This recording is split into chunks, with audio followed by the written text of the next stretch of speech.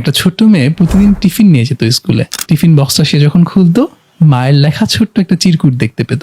এক একদিন এক এক জিনিস লেখা থাকতো। কোনদিন লেখা থাকতো আজকে কারোর সাথে রাগ করো না, কোনোদিন লেখা থাকতো মা তোমাকে অনেক ভালোবাসেন। মেয়েটা চোখ ঘোরাতো, বিরক্ত হতো, কখনো কখনো অন্য কেউ দেখে ফেললো কিনা ডানে বামে দেখতো, আর কাগজটা তুলে নিয়ে দলামসটা করে ফেলে দিত। অনেক বছর পর আজকে যখন মেয়েটা তার ছেলেকে প্রথম স্কুলে পাঠাচ্ছে, টিফিন বক্স রেডি করে দেওয়ার সময় চোখে পানি নিয়ে ছোট্ট করে সেরকম কোনো একটা মেসেজ মায়ের মতো সে লিখে দিল নিজের ছেলের জন্য।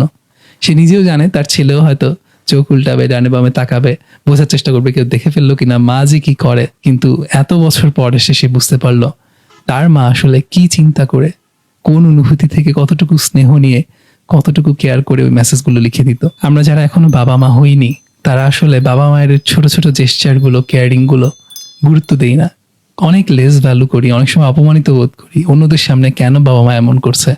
কিন্তু বাবা মা হওয়ার পর সত্যিকার অর্থে প্রথমবারের মতো টের পাওয়া যায় যে সন্তানের জন্য বাবা মা আসলে কিভাবে ভাবেন।